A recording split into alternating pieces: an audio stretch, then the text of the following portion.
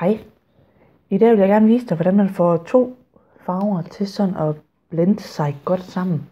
Hvordan de sådan bevæger sig sådan uden hvad hedder sådan noget, kanter sammen. Og bare sådan glider ind i hinanden. Jeg har bare valgt to farver.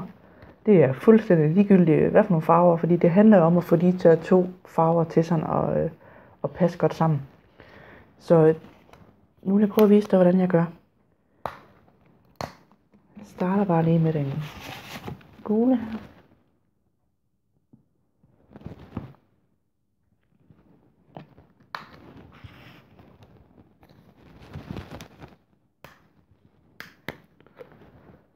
Og en anden nuance, det er simpelthen bare en grøn, jeg har valgt. Sådan der.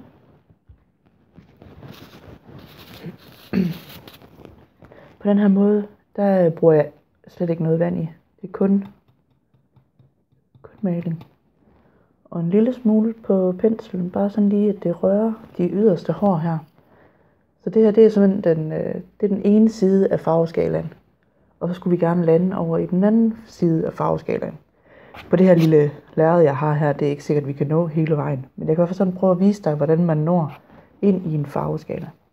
Så det her, det er den rene gule. Den starter vi med.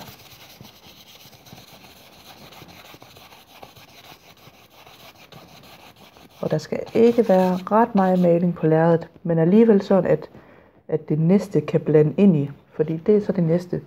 Så fra nu af, så er det kun den grønne, jeg tilfører. Her er den ren gul, og nu er det kun det grønne.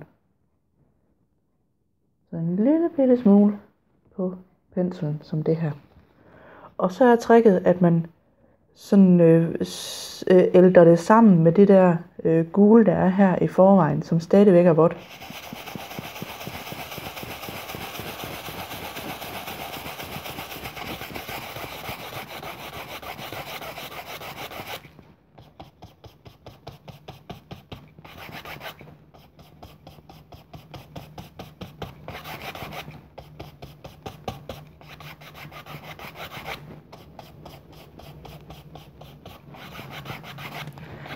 Jeg kan også lave et lille trick, hvor man laver sådan en lille plet herovre på paletten.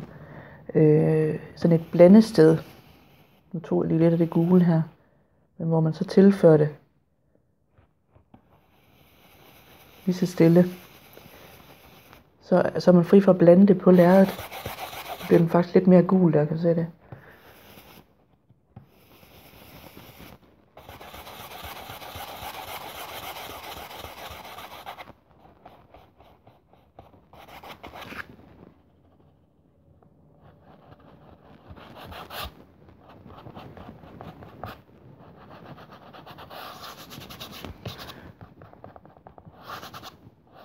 Nu har jeg faktisk fået lidt for meget maling på til, at jeg kan lave det her, men prøver det igen. Tilføre lidt grøn. Fordi der laver sådan nogle klatter. Nu prøver jeg bare lige at vise teknikken i det. Og så kan du garanteret godt se, hvad det er, der skal ske. Og til sidst så er den jo helt grøn herude. Så hvis nu man skulle have haft den endnu mere nuanceret, så skulle man have haft lidt større stykke at øve sig på. Og så starte med endnu mindre grøn og føre i her fra starten af. Og det foregår selvfølgelig også den anden vej. Det er, at man starter med den her farve først.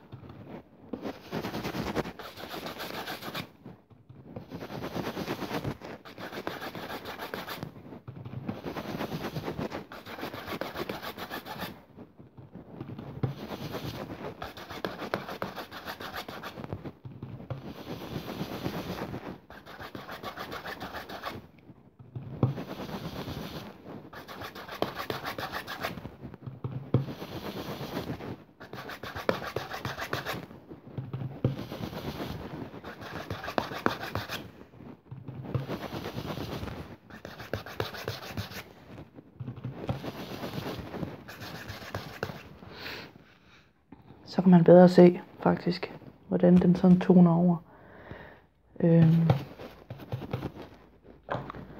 Det var fra den ene til den anden farve, hvordan man skalerer over i den.